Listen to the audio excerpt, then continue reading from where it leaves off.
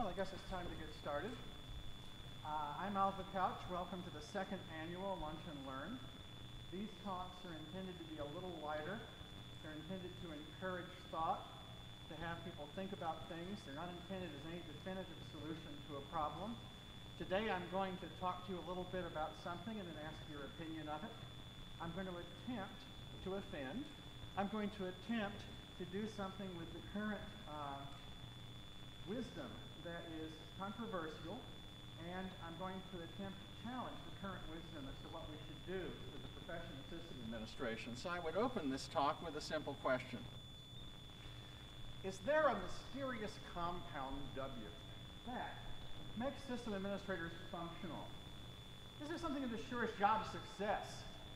Well, actually, I took this, I stole this shamelessly from a friend of mine's website because you might not know that I'm a cyclist, and I follow the April Fool's joke on Selden Brown's website with some renown, and he had one a few years ago where he had compound W, the mysterious thing that makes racing cyclists function well, and that was this.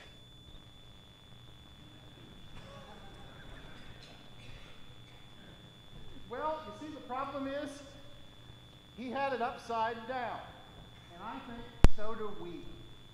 In fact, my thesis is, we think of certifications as being a path into the profession.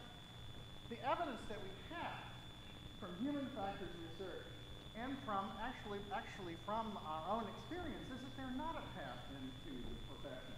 In fact, we have things upside down. In order to substantiate that certifications mean more if one has experience and less if not. Therefore, there is some compound W. There's something we don't know about that we need to think about carefully in order to understand what a system administrator's real job function is and how it works. In fact, human factors people have told us somewhat what it is. So what drove me to talk to you? First of all, I've experienced testing system administrators on paper, and I don't believe a word of it. I've been able to construct evil tests that a complete fool can get through with a passing score. So I don't believe in multiple choice exams, and in fact, when I can, I use fill in the blanks, because then the losers really lose, as opposed to not losing. Also, I have been exposed a lot to current training and certification practices, goals, and beliefs. There are beliefs that we need to understand in order to get farther in the profession. And in fact, I would say they're holding us back.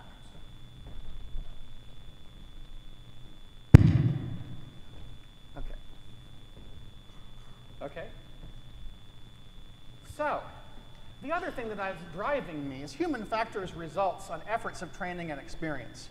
They're up-and-coming results on the study of the profession itself that tell us where we should go in a way that we haven't gone before. Finally, all of these led to a profound mismatch between what we do and what we want. In fact, what we seem to do is counterproductive to what we want. And finally, the certification religion. Now, what do I mean by that? It's pretty simple. There are two beliefs. First of all, certification is something you believe in or don't believe in. So if you have a certification in X, then you're automatically a certification junkie. And therefore, if you don't have a certification in Y, then you don't know why.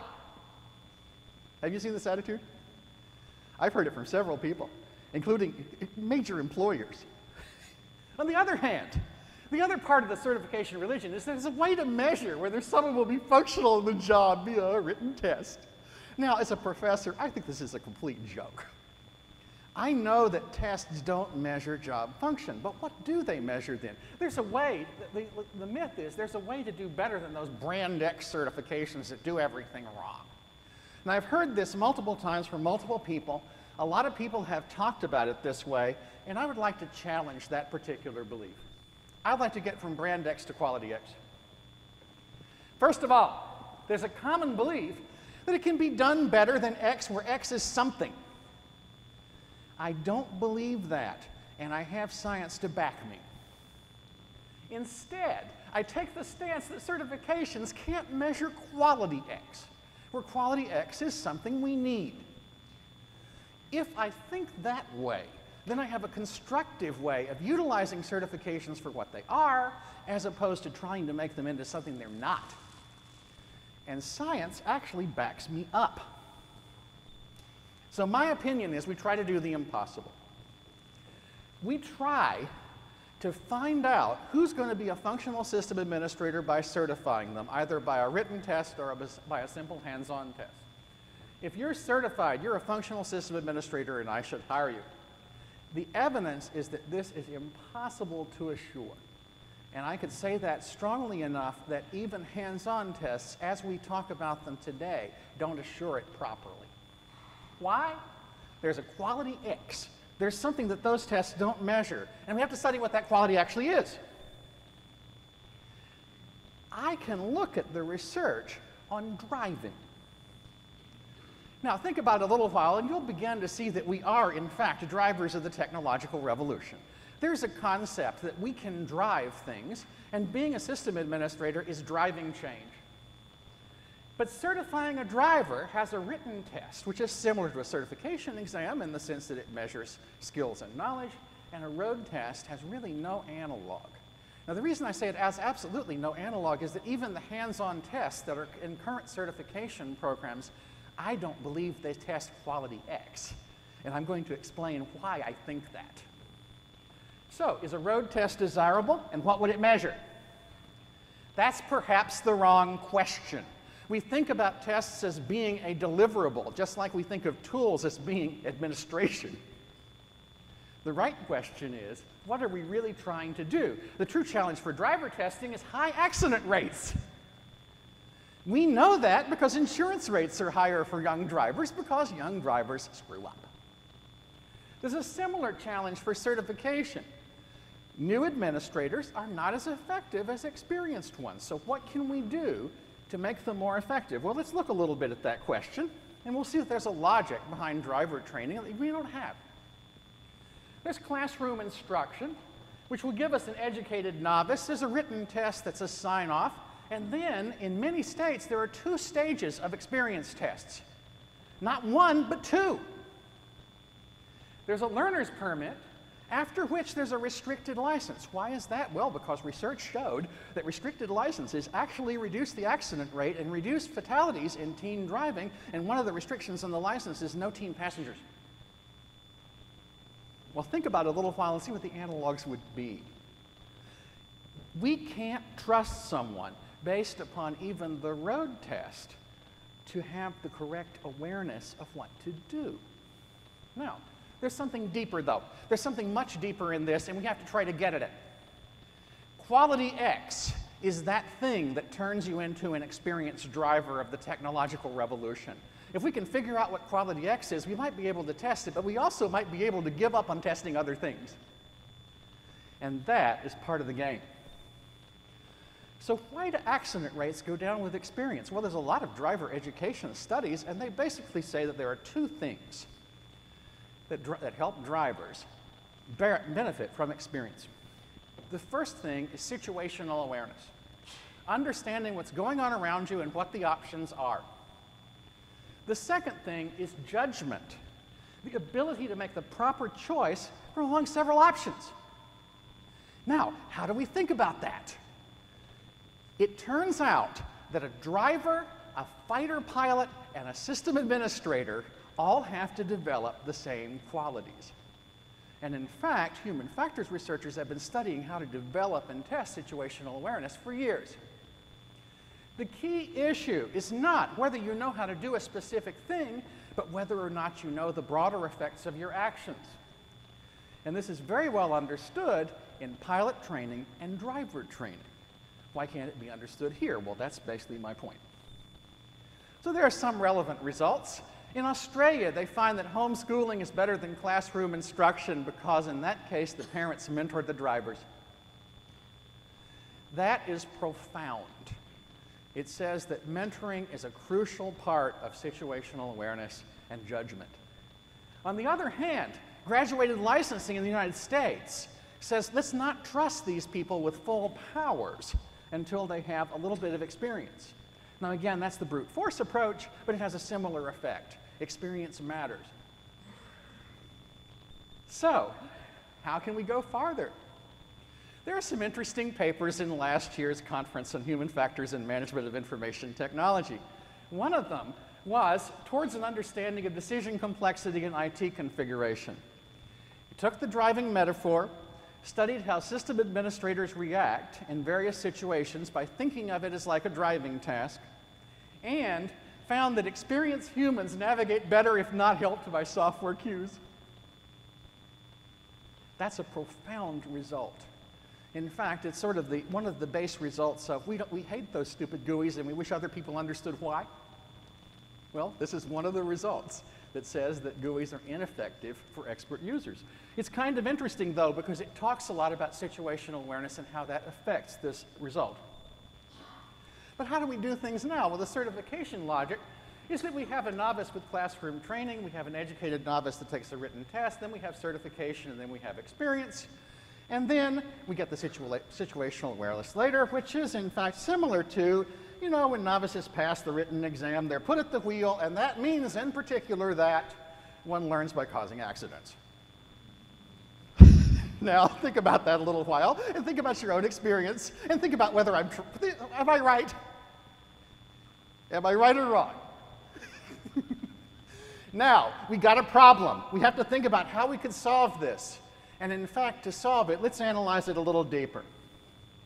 Quality X is that a good system administrator actually exhibits situational awareness and judgment. These are not things that are easy to test. And experience and mentoring are best teacher. And you've seen this before in the driver exam. A wise driver chooses speed based upon conditions, and an unwise driver is unsafe at any speed. That was actually in Motor Trend, I think. It was one of the rallying cries of the driver rights movement. But in any case, you get the idea. So what's situational awareness? What could be wrong? What changes affect what behaviors? What are the side effects of making a change?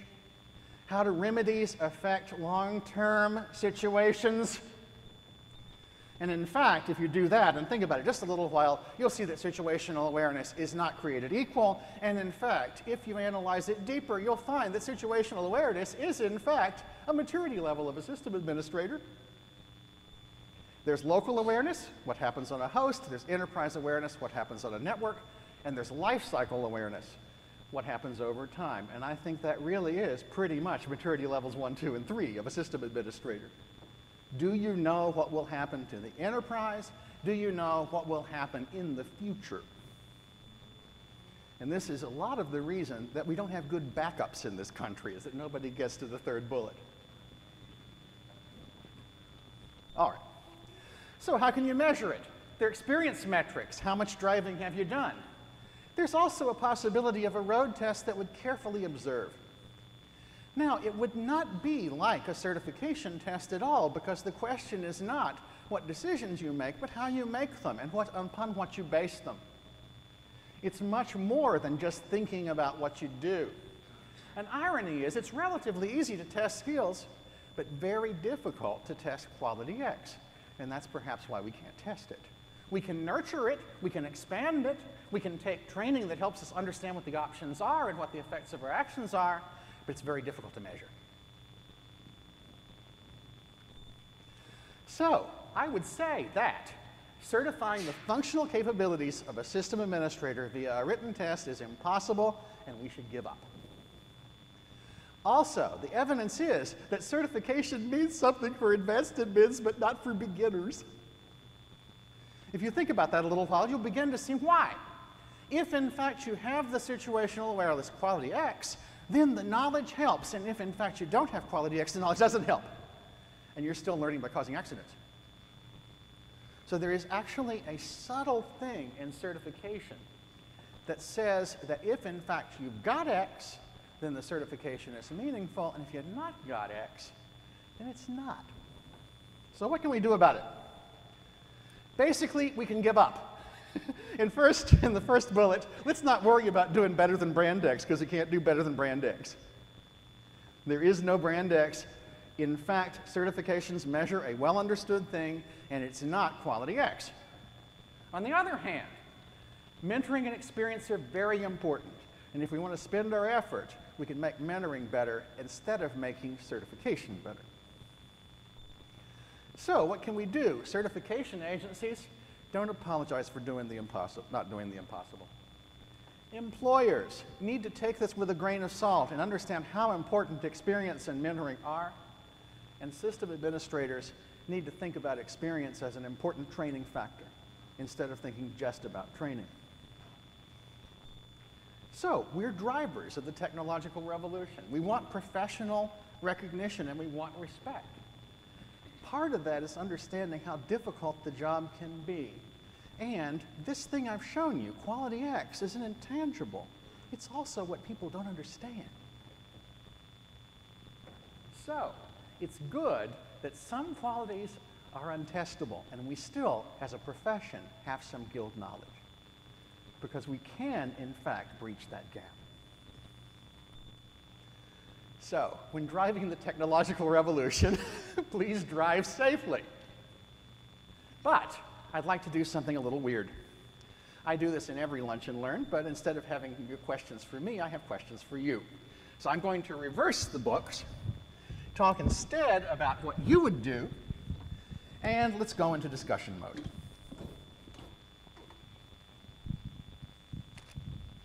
So, what true weight? Is it not on?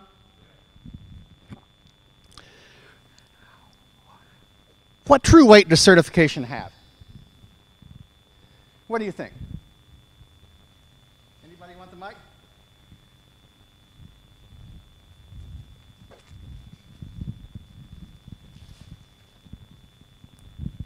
I'll take first, since I do some of these now. I honestly give no weight to certifications, so I'm not that far away. Part of that is because I don't get a whole lot that come in with actual Linux certification to even apply for the jobs that I offer. But in general, I don't give a lot of weight to them. I measure experience based on the answers to the quest. A good interview situation can give you an opportunity to give open-ended chances for potential employees to say, this is how I think, this is how I approach problems, and this is how I anticipate future problems for my decisions, as you were listing. And as far as the road test, you can start that by not giving root the first day. That's, you know, most of the jobs I've worked at, that's been the case. I don't do that. I think that's kind of a silly approach. As for more email certification, that's not my area. Other responses? Other responses?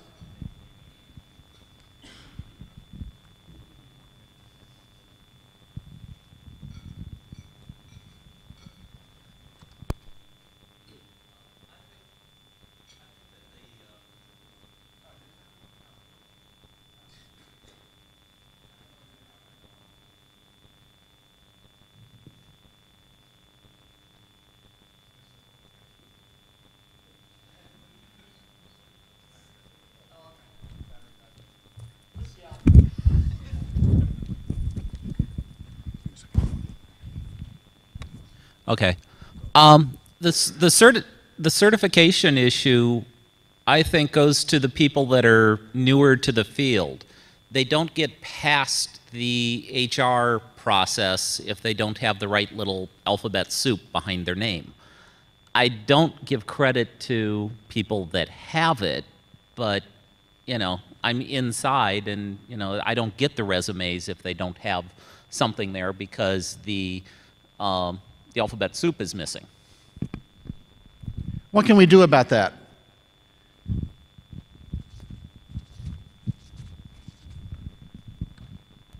Well, I agree with kind of what you're saying about in some large organizations that might not get past HR. I think that part of the point of this is that that might be the wrong approach. You know, it really does have a lot more to do with being aware of what surrounds you, and someone can maybe get by with a limited amount of knowledge if they have the awareness to know that they don't know something, and that I would rather have someone who has less skills and has a good presence and a good idea of what they do know, what they don't know, what's a good thing to do, what's a bad thing to do, than to have someone who has all the knowledge and none of the judgment.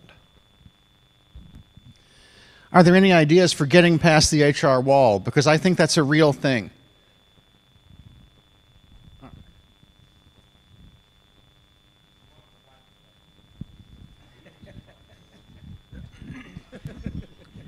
I was going comment on that specifically. We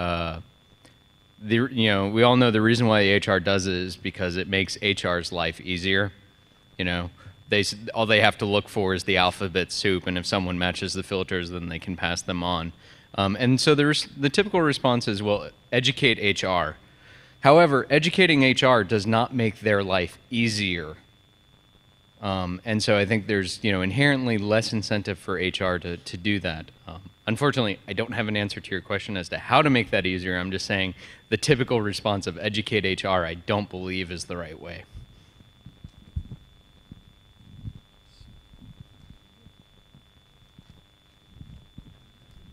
When I post a job opening, I refuse to put alphabet soup in it. I put the skills and qualities that I want, but I refuse to put certifications in the requirement. That way HR doesn't have alphabet soup to filter on, so they don't have a choice.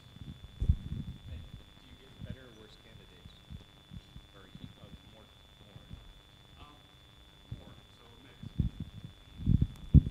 In the past 2 or 3 positions that I've had to hire for, this is sort of the brute force method, but I've really just told the hiring agency or HR to send me all the applications. And, that takes a long time to go through, but, I'm not worried that I'm going to miss someone who is really qualified who didn't have alphabet soup. This is kind of a strange direction on this, but is anybody here from the Rockspace vendor? If any of you did the challenge they did, they had you go through and try and fix 4 things. If you could put a program like that in front of an HR person and say, there's 20 things screwed up on this server, you've got 20 minutes to fix it. I don't know, it seems like it's more pertinent if you could actually actively test afterwards all the conditions that they might have screwed up along the way or anything. So, sounds kind of interesting. Oh, I would agree, but you know that these tests are not necessarily tests of skills, they're tests of how you approach the problem. If you can pass one of these tests without getting all of the 20 things, but you can't pass one of the tests by doing something stupid and doing so. So there is a hidden agenda, if you will, to these tests that works very well. Our solution to the HR alphabet soup is we've bypassed it. So normally we bring the resumes to HR of the candidates that we want to hire rather than using them to gather the candidates. So then it comes back to sort of the guild type thing where it's who you know. So do you have a friend that's a sysadmin or a friend of a friend? So that's how we've done it.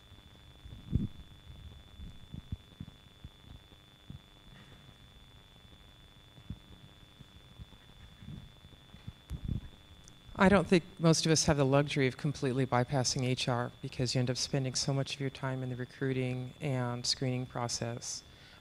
Obviously, I always prefer to go through every resume myself as well because a poorly written resume may actually represent a really good candidate in a junior position.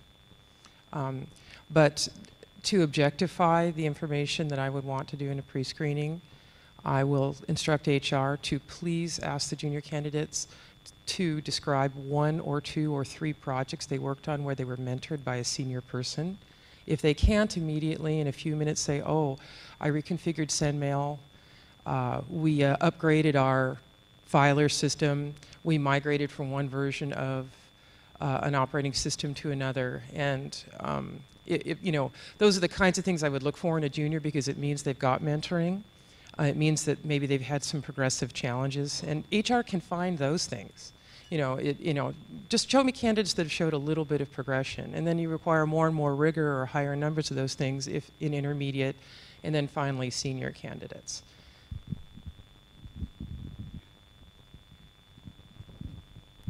I'd like to throw out an idea with regards to the last question, which is how do we create a more meaningful professional certification?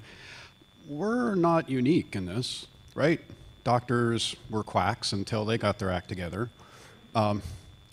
Teachers, if you want to go become a public school teacher, you actually have a mentor that you have to go spend 6 months to a year teaching under. Okay, there you go.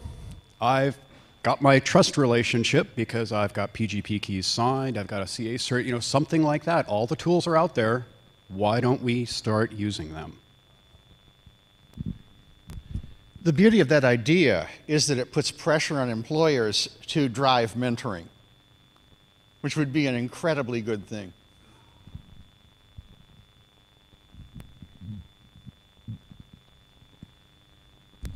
I think going back to what he said earlier about HR and making their life easier, I think there's two aspects here. And the way that I manage things first is to kind of actually have, it's kind of a scary thought, but have a relationship with HR and with your recruiting managers to try to help them understand what you're looking for. And in my case, they kind of dread when I hire people because it does make their life absolutely miserable. And the more they listen to me, the fewer candidates I reject and the less time they have to spend trying to look for somebody. So you can make it worth their while to do the extra work. Much like ourselves, we do an awful lot of extra work to avoid a lot of repetitive stuff. We can do the same thing for them.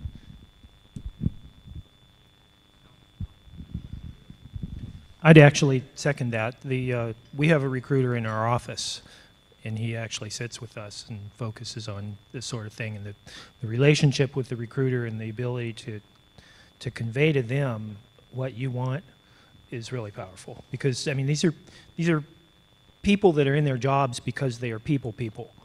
They look at somebody and say, "Yep, I got you," or "No, you're full of shit," or whatever. And most of us don't have that capability. So we ought to get them to utilize their skills. And the way to do that is tell them what we need. The other thing I might mention in this is that there are good examples of road tests in the programming jobs community. And basically what they do is to observe people solving problems. And if in fact they screw up in solving, or if in fact they take a lot of blind alleys, they're out.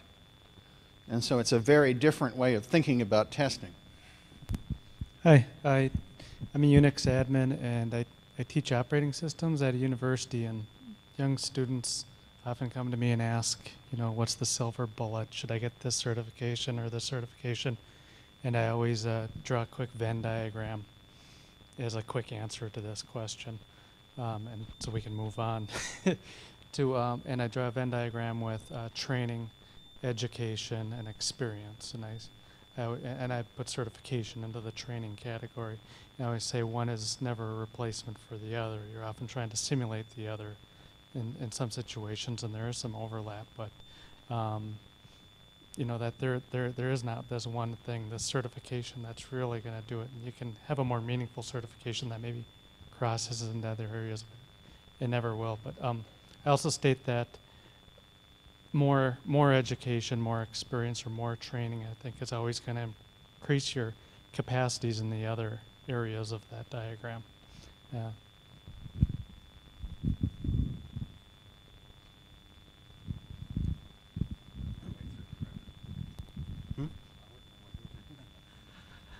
So it occurs to me that a lot of the issues we're talking about here are related to the tutorial that Adam Moskowitz has been teaching the last couple of years on how to interview a sysadmin. And thinking back to an interview process I went through a few months ago, where the first round of person I talked to was a recruiter, somebody from HR. That person, when we hit a point where they were ready to ask technical questions, actually had a static list of like 3 questions. Once they'd figured out what field they were going to ask, they had a list of 3 questions which had specific, clear, yes, no answers. You know, if you answer this question correct, we'll move you on and send you to the technical people who do a next round of phone screen. So I think that sort of thing can help. If you give your HR people, who are going to be the first contact with the prospective, a list of answers for which there are very specific, clear questions, but you know, they're actually technical questions. You can pre-screen a little bit that way, and it helps. You see, though, there's a problem here, because if you, now I'll make the ante a little higher. Because if, in fact, we succeed in convincing employers that certification isn't the right way to think about people, then employers will automatically never hire junior people again. So we have to think about it. The company I work for actually does testing for every candidate that comes in, and mine was to do a Red Hat Enterprise Linux upgrade on a couple of Scratch systems they hung outside of their DMZ. And I was basically tested on my ability to communicate what was happening, the documentation I provided with them, and the quality of the level of work that I did. And so that is sort of a basic element of how you sort of interact with other people. Plus you have the standard technical questions like, how does traceroute actually work? And it's amazing how many people don't actually understand that. even supposed network gurus, quote unquote. And so asking certain questions like that, of the people who should have that knowledge, and it's not particularly esoteric, is actually a good way of weeding out candidates. They weeded out like 10 candidates before they finally hit me, and I was able to give them a nice, cogent, simple answer as to how it worked. I've got kind of two problems here. I've been doing this sort of stuff for almost 20 years, and I don't personally recall ever being mentored. So if your company is going to be requiring a certain amount of mentoring, and the more senior you are, the more mentoring you have to have had in order to get through the HR people, well, what about all the people you miss who never had any mentoring? And then the other thing is on giving simple questions to the HR people to ask and get their yes-no answers. What if you run into somebody who violently disagrees with the question, with the very basic premise of the question? Or what if you give them an answer that you think is yes, no, and if you were to talk to the person yourself, you could have an intelligent discussion with them, and yes, they could potentially convince you that your answer was wrong. But of course, they can't have that kind of conversation with HR. They get the answer wrong, HR says goodbye, go away, and you've just lost what might have been your most promising candidate. Yeah. Yeah, let's not take questions off the MSIE exam.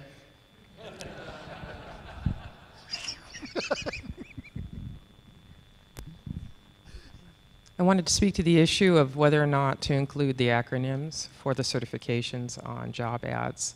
I think 5 years ago was the last time that I didn't worry about things like that. I mean, especially I was in a large-scale ISP environment. You can't hire people off the street that already know how to do millions of mailboxes. So we would always have to retrain anybody who came in anyway. And certifications were completely meaningless, and sometimes they were counterproductive to someone's career development.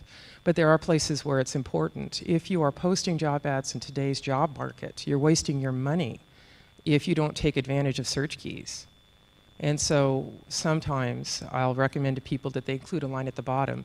You don't need A.B.C.D certification to get this job, so that when they do the search, the ad will show up. But the employer's perspective on the value of the certification is very plain. And so you'll get the kinds of candidates that you're looking for. I do believe that certifications are important in teaching situations. I don't believe you can teach to a certification unless you actually have that certification already. And you'd be surprised how many courses out there are taught by people whose last certification was 12 years ago. I once paid for a CCNA class, and they had a substitute teacher show up at the last minute who had never worked on any version of UNIX in this century almost. It was terrible.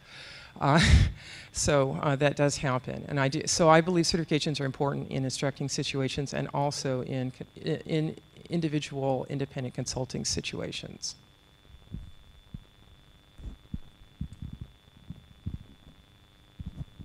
We only trust our HR people to pick out words like Unix on a resume. We don't have them do a first interview. Our first interview is usually on phone with a technical person, and we're asking questions like, do you have a favorite operating system? And the answer to that isn't what we're looking for, but the why is the answer, kind of the open-ended question that gets people blabbing.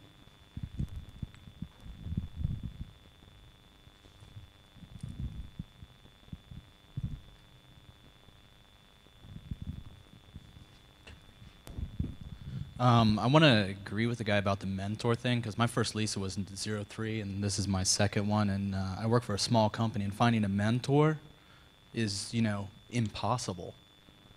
So that, it's like the number of mentors you've had and how much you've learned from your mentor. Yeah, if I could find one, I would be happy to have one, but I don't.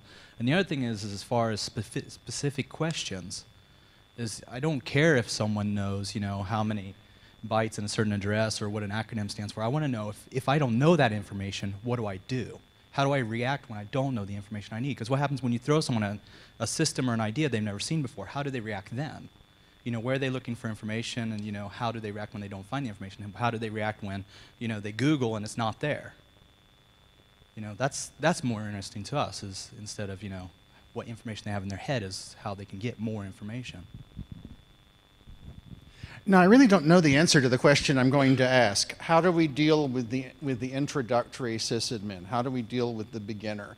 How do we hire them? How do we rate them? How do we know what we've got? And I think this is a very deep question. I don't think it's anything easy to answer.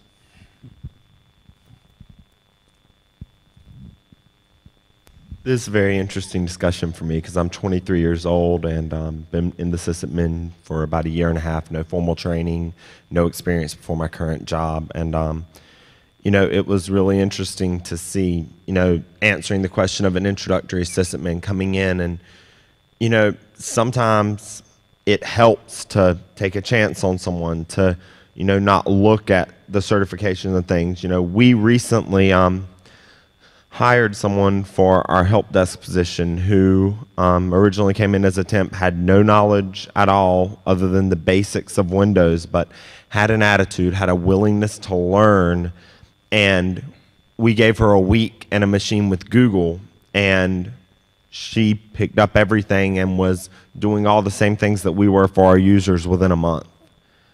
And, you know, sometimes it takes more of a, you know, how willing are they to learn? How willing are they to do what it takes, both at work and on their own time, to learn and become familiar with what they have to do their job? You know, I don't know how many bytes are in an IPv4 address, even though I manage a network of 100 and something computers. That's not knowledge that's useful to me in my job. It's not something functionally needed. And so it's kind of interesting to look at functional knowledge versus kind of academic knowledge. Well, I'll admit as an academic that we teach you a lot that you're never going to use. I'll just admit that out front. I won't take the tomatoes. I'll just, you know. But academia is important because, you know, we talk down to a certification, and Alva says, you know, how do we foster juniors?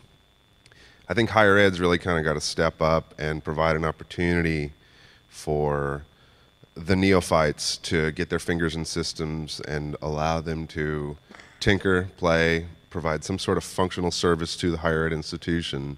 And then when they do depart or they do stay or whatever, they're kind of like fast-tracked towards becoming or meeting the guidelines Alva was talking about, and they're much more valuable than somebody with the, you know, just a blanket certification. So, yeah, I'm a little biased. You know, all of my SA experience has been in higher ed, but it's a phenomenal place where it's a different environment where you can take young people who are motivated, who don't have the skills, provide them the toys for them to foster their skills, mentor them, give them an environment.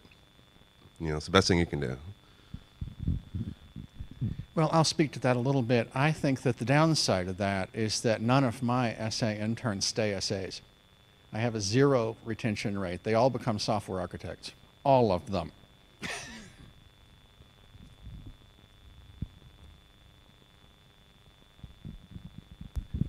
I think going back even further than college is I have children in, well, they're not in high school yet, but they're almost there. And the opportunities for creative problem solving within the school system are very, very slim. And as parents, we sometimes have to go advocate at our schools to try to get these programs in somehow stuffed in around No Child Left Behind. One of the things you might want to look for on resumes are kids who have done Destination Imagination or Odyssey of the Mind.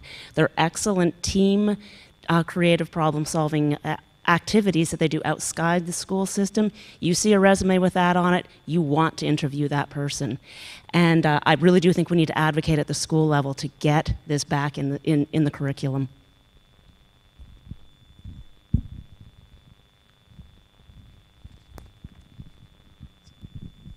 So speaking as someone who's hired a lot of sysadmins at various large corporations, given a choice of a sysadmin with a certification or a good physics or chemistry postdoc, I'll take the physics or chemistry postdoc any day, because they know the scientific method. They know you don't change more than one thing at once.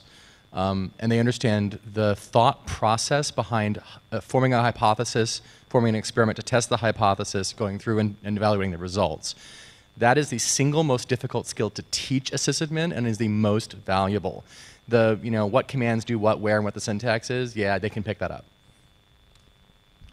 I love this, but it's really hard because teaching science is a matter of a long-term process of mentoring, and I can prove that. There's a lot of research on this. This is not something you learn in a book. It's something you learn by doing it. My wife's an expert.